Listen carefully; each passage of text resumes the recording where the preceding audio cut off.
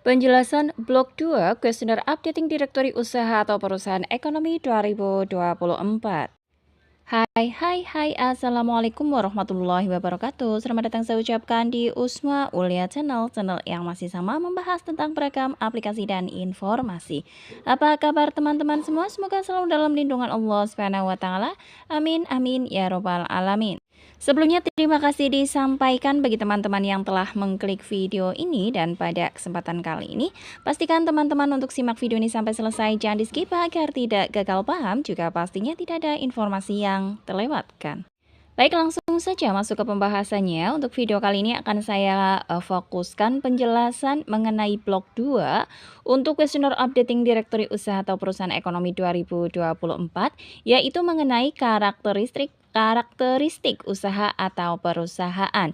Dan sebagai informasi untuk blok 2 ini terdiri dari dimulai dari poin 201 sampai dengan poin 210 atau 210 ya. Jadi ada 10 poin, di mana ada beberapa poin yang harus diisikan atau terbagi menjadi sub-sub poin lagi. Dan langsung saja untuk poin 201 di blok 2 ini, yaitu kegiatan utama usaha atau perusahaan. Kita ulas kembali, kegiatan utama usaha atau perusahaan adalah kegiatan usaha yang mempunyai nilai produksi atau pendapatan atau penjualan paling besar. Jadi apabila suatu usaha ada memiliki beberapa usaha ya, katakanlah ada satu perusahaan memiliki beberapa usaha, maka yang dicatat di sini adalah yang memiliki nilai usaha atau nilai produksi atau pendapatan atau penjualan paling besar. Seperti itu yang teman-teman lihat pada layar di sini, apabila katakanlah ada suatu kasus di mana perusahaan tersebut memiliki beberapa usaha, kemudian nilai produksi atau penjualan atau pendapatannya itu besarnya sama, maka kegiatan utama yang diambil untuk diisikan di poin 201 adalah usaha yang memiliki volume produksi atau penjualan terbesar. Dan apabila ternyata memiliki volume produksi atau penjualannya sama lagi, maka teman-teman harus isikan di poin 201-nya, yaitu waktu terbanyak yang digunakan. Dan apabila ternyata waktu yang digunakan atau digunakan dalam usaha tersebut juga sama, maka ini berdasarkan pernyataan responden. Adapun tata cara penulisan uraian kegiatan utama di poin 201, teman-teman harus memahami tata caranya. Silakan dibuka lagi buku pedomannya ya. Bahwasanya ada aturan-aturan tersendiri untuk penulisan di poin 201 ini. Dan di sini disesuaikan dengan usaha atau kegiatan utama dari perusahaan tersebut. Dan sekali lagi untuk yang dicatatkan di kegiatan Updating Direktori Usaha Perusahaan Ekonomi 2024 adalah semua kategori usaha selain kategori A, O, dan T. Jadi sebagai contoh, teman-teman yang menjadi sampel atau wilayah tugas teman-teman adalah industri pengolahan ya. Maka untuk penulisan di poin 201 dimulai dengan kata kerja membuat atau memproduksi, kemudian ditambahkan jenis produk atau barang yang dihasilkan, kemudian bahan bakunya. Sebagai contoh adalah industri pengolahan tempe dari kedelai misalkan seperti itu. Maka untuk penulisan di poin 201-nya adalah membuat, jenis produknya berarti tempe ya, membuat tempe dari kedelai, atau katakanlah misalkan lemari dari kayu, berarti membuat lemari dari kayu, misalkan seperti itu. Kemudian ada contoh lagi, misalkan adalah industri pengolahan gula merah dari nira kelapa, maka penulisannya membuat atau memproduksi gula merah dari nira kelapa, seperti itu. Jadi disesuaikan. Dan ini contoh untuk yang industri pengolahan. Apabila untuk yang menjadi sampel yang merupakan wilayah tugas teman-teman adalah perdagangan ya, atau kategori G, maka teman-teman harus mengisi secara detailnya juga. Misalkan adalah perdagangan mobil. Nah, teman-teman harus isikan perdagangan, terus ditambah besar atau ecerannya, kemudian ditambah mobil, kemudian ditambah bekas atau baru. Misalkan katakanlah perdagangan eceran mobil bekas, maka perdagangan eceran mobil bekas. Jadi teman-teman harus memahami juga untuk perdagangan mobil misalkan ya.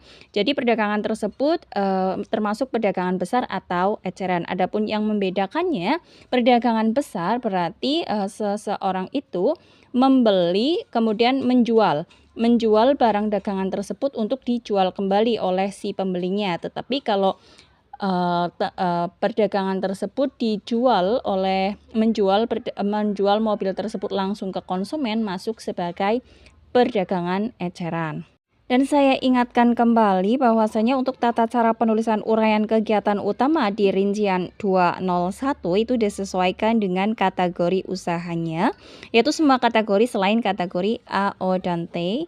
Dan ini adalah tampilan contohnya ya untuk kategori-kategori yang dimaksud, ada B, C, D, E, F, kemudian G, H, I, J, dan seterusnya. Pada tampilan fasih di handphone teman-teman nantinya, apabila teman-teman sudah mengisi isian atau rincian 201 akan muncul untuk kategorinya ya, dan kategori di sini teman-teman isikan sesuai dengan yang teman-teman temukan di lapangan. Kemudian kategori penulisan untuk kegiatan usaha dan kategori ini kemudian menentukan untuk kode KBLI-nya yang mana, dan untuk kode KBLI ini teman-teman tinggal memilih saja yang paling sesuai dengan responden yang teman-teman temukan. Berikutnya untuk poin 202 yaitu produk utama. Produk utama dari barang atau jasa yang dihasilkan atau dijual. Di sini teman-teman tinggal isikan saja produk utama yang dihasilkan atau dijual oleh usaha atau perusahaan yang menjadi responden teman-teman ya. Dan dari sini akan menentukan isian untuk kode KBKI-nya. Jadi teman-teman untuk kode KBKI-nya juga akan memilih juga yang paling sesuai dengan yang teman-teman temukan di lapangan atau yang menjadi responden teman-teman. Ini contohnya untuk produk utamanya adalah aneka roti. Jadi aneka roti kode KBKI-nya adalah 23490. Jadi disesuaikan ya. Berikutnya untuk poin 203 yaitu jenis kepemilikan usaha. Jenis kepemilikan usaha di sini teman-teman memilih salah satu ya, apakah milik BUMN atau non BUMN atau BUMD atau BUMDes atau BUMDes seperti itu ya. Jadi teman-teman isikan sesuai dengan kondisi real di lapangan. Apabila teman-teman dalam menemukan kondisi real di lapangan bahwasanya perusahaan tersebut sebagian besar permodalannya dimiliki oleh pihak swasta, maka untuk pengisian atau pemilihan isian di poin 203 adalah pilihan yang kedua yaitu non BUMN.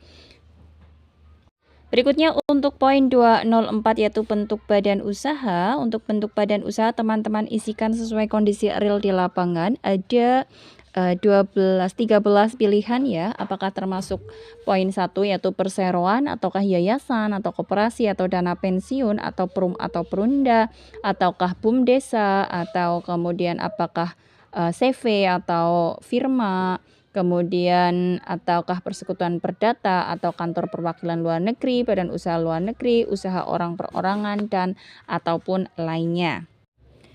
Kemudian di sini ada rambu-rambu untuk teman-teman yang mengisikan kode 99 yaitu lainnya. Teman-teman harus menuliskan yang termasuk kode lainnya di sini apa-apa. Contohnya yaitu perusahaan dagang atau BD, kemudian usaha dagang atau UD atau perusahaan perorangan atau PO dan lain-lain. Dan apabila contoh saja apabila teman-teman menemukan atau responden teman-teman merupakan lembaga pendidikan di mana merupakan berbagai jenjang pendidikan ya yang milik pemerintah, maka status badan usahanya adalah tidak berbadan usaha. Jadi apabila lembaga pendidikan dan itu milik pemerintah ya, maka 204-nya teman-teman pilih kode lainnya yaitu 99, dan untuk silahkan dituliskan ya untuk permintaan penulisannya, tuliskan itu diisikan tidak berbadan usaha. Dan ada catatan juga bagi teman-teman apabila responden teman-teman ada yang merupakan ancillary unit. atau isian di poin 14-nya adalah ancillary unit kode 4, maka 204-nya ancillary unit tersebut untuk badan usahanya diisikan mengikuti induknya. Jadi induk dari ancillary unitnya tersebut atau pusatnya itu berbentuk apa badan usahanya. Berikutnya untuk poin 205, di sini ada rambu-rambu. Untuk isian 205 terisi apabila 204-nya berkode 0 ya, atau merupakan usaha orang perorangan, maka akan muncul secara otomatis di fasih teman-teman. Dan apabila bukan kode 0 maka langsung di skip ya 205-nya. Dan untuk 205 pertanyaannya adalah apakah mempunyai laporan keuangan. Jika R204 berkode 0 atau usaha orang perorangan, apakah mempunyai laporan keuangan? Silakan dipilih jawaban sesuai dengan kondisi real di lapangannya. Apakah kode 1 ya sesuai PSAK atau kode 2 ya tidak sesuai PSAK atau tidak. PSAK itu sendiri adalah kepanjangan dari pernyataan standar akuntansi keuangan ya, dan apabila merupakan usaha orang perorangan kemudian menerapkan laporan keuangan yang memang seperti suatu perusahaan ya, ada kas masuknya, kas keluarnya, ada neraca lajurnya, ada laporan laba rugi dan lain sebagainya, ini bisa dikategorikan masuk sebagai sesuai dengan PSAK. Tetapi apabila katakanlah usaha orang perorangan tersebut hanya memiliki laporan pendapatan dan pengeluaran saja, ini dikatakan memiliki laporan keuangan tetapi tidak sesuai PSAK atau kode 2. Berikutnya 206 yaitu tahun berdiri. Tahun berdiri adalah tahun diakui secara resmi di mana nomor akta pendirian unit diberikan atau tahun di mana keberadaan hukum unit tersebut disetujui, baik itu nomor tanda daftar perusahaan atau izin usaha, NPWP atau lainnya. Dan di sini ada catatan ya, untuk establishment tahun berdirinya adalah sama dengan enterprise-nya. Jadi apabila katakanlah yang menjadi responden teman-teman adalah Alfamart yang merupakan cabang, maka kan untuk 104-nya berupa establishment. Maka untuk tahun berdiri di sini yang diisikan adalah tahun berdiri dari si enterprise-nya, dari pusat dari cabang tersebut. Tahun berapa diisikan di poin 206. Kemudian untuk di poin 207 ya yaitu tahun mulai beroperasi. Tahun operasi yang dimaksud di poin 207 ini adalah tahun pertama kali unit usaha atau perusahaan tersebut menghasilkan atau memproduksi barang atau jasa secara komersial dan bukan termasuk produksi percobaan. Dan di sini ada rambu-rambu ya, khusus untuk establishment dengan kegiatan konstruksi. Apabila unit usaha tersebut merupakan lokasi proyek, maka yang dimaksud tahun berproduksi adalah tahun dimulainya kegiatan proyek. Kemudian misalkan ada contoh kasus ya, teman-teman temukan kasus usaha atau perusahaan tersebut berubah bentuk badan usahanya, maka tahun operasi yang dituliskan di sini adalah tahun pertama kali unit perusahaan tersebut menghasilkan atau memproduksi barang atau jasa secara komersial pada bentuk badan usaha terakhir. Jadi bentuk badan usaha yang sedang dijalani tahun beroperasinya mulai kapan? Itu apabila mengalami perubahan bentuk badan usaha. Kemudian apabila unit merupakan unit produksi atau establishment cabang atau perwakilan atau pabrik atau unit pembantu ataupun penunjang, maka tahun mulai beroperasinya yaitu unit establishment tersebut. Jadi untuk tahun berdirinya untuk establishment di poin 204 tahun berdirinya mengikuti enterprise-nya, tetapi untuk tahun mulai beroperasinya adalah tahun beroperasi si establishment atau cabang atau unit tersebut beroperasi. Ada satu lagi catatan, apabila suatu usaha atau perusahaan pernah mengalami masa tidak beroperasi atau tidak aktif ya. Misalkan suatu usaha atau perusahaan tersebut pernah berhenti sejenak karena COVID katakanlah, dan saat ini berjalan kembali, maka tahun operasi yang ditulis adalah tetap tahun yang lama karena belum atau tidak mengalami perubahan bentuk badan usaha ya. Kecuali kalau mengalami bentuk perubahan badan usaha, maka tahun beroperasi di badan usaha yang terakhir kalinya. Dan di sini teman-teman harus memahami, ada konsistensi yang harus dipahami ya, antara 206 dan 207. Jadi untuk isian di rincian 207 itu tidak boleh lebih lama atau lebih dulu dari 206 atau 206 ya. Artinya tidak mungkin suatu usaha atau perusahaan beroperasi sebelum berdiri. Jadi harus tahunnya atau minimal itu tahun antara di isian 206 dan 207 itu sama. Misalkan tahun berdiri di 2010, beroperasi di 2010, atau berdiri di 2010 karena baru melakukan percobaan, kemudian melakukan operasi untuk dijual, menghasilkan barang atau berproduksi untuk dijual di tahun 2011, maka isian di 207-nya 2011. Tidak mungkin untuk di 206-nya adalah 2010, kemudian 207-nya 2009 itu dipastikan akan error ya, tidak bisa.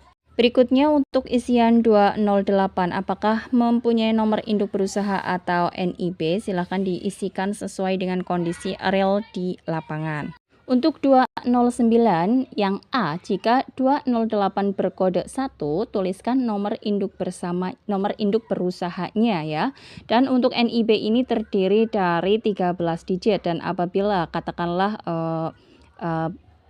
perusahaan tersebut lupa untuk NIB-nya, tidak lupa untuk ditaruhnya di mana, sehingga pada saat teman-teman melakukan pencacahan tidak bisa memberikan NIB-nya, tetapi sebenarnya sudah ada NIB-nya, bisa teman-teman isikan dengan isian angka 0 sebanyak 13 kali. Kemudian untuk yang B-nya, jika 2008 berkode 1, maka ditanyakan skala usaha berdasarkan izin usahanya, yang artinya apabila memiliki nomor induk berusaha ya, maka teman-teman harus mengisikan yang 209A dan B. Dan skala usaha ini berdasarkan izin usahanya termasuk yang apa? Apakah mikro, kecil, menengah, atau besar? Adapun kita ulas kembali, untuk skala usaha bisa klasifikasikan berdasarkan modal, juga bisa berdasarkan omset. Kalau berdasarkan modal, dikatakan mikro apabila modalnya adalah kurang dari 1 miliar. Dan kemudian apabila modal usahanya antara 1 sampai dengan 5 miliar, maka masuk ke skala kecil. Kemudian apabila modalnya yaitu antara 5 sampai dengan 10 miliar, itu masuk ke skala menengah, dan dikatakan skala besar apabila modal lebih dari 10 miliar. Atau berdasarkan omsetnya dikatakan mikro apabila omsetnya yaitu kurang dari 2 miliar, dikatakan kecil jika omset antara 2 sampai dengan 15 miliar, dikatakan menengah jika omsetnya adalah 15 sampai dengan 50 miliar, dan dikatakan skala besar apabila omsetnya yaitu lebih dari 50 miliar. Berikutnya untuk 210 atau 210 yang A, yaitu jaringan usahanya. Jaringan usahanya teman-teman silakan pilih sesuai dengan yang teman-teman lakukan atau temukan di lapangan ya. Ada 6 pilihan, apakah tunggal, ataukah kantor pusat atau kantor cabang atau perwakilan atau pabrik atau unit kegiatan, ataukah unit pembantu atau penunjang. Di sini untuk kuesioner blok 2 ini ada rambu-rambu, dan apabila 210A-nya berkode 1 atau 2 maka akan langsung diarahkan ke poin 301. Tetapi apabila 210-nya berkode 3 maka akan diarahkan ke R210 atau 210B, dan apabila R210A-nya berkode 456 akan diarahkan lanjut ke R210C.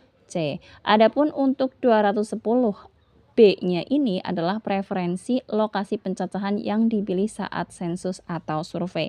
Jadi apabila merupakan 210-nya jawabannya adalah berkode 3 yaitu kantor cabang, katakanlah cabang Alfamart atau Indomart, maka teman-teman harus tanyakan ke responden tersebut preferensi lokasi pencacahan yang dipilih saat sensus. Jadi apabila suatu saat ada kegiatan pencacahan lagi untuk sensus atau survei, maka responden tersebut lebih memilih mana yang dicacah, apakah kantor pusatnya saja, ataukah kantor cabangnya saja, atau keduanya, kantor pusat dan kantor cabang.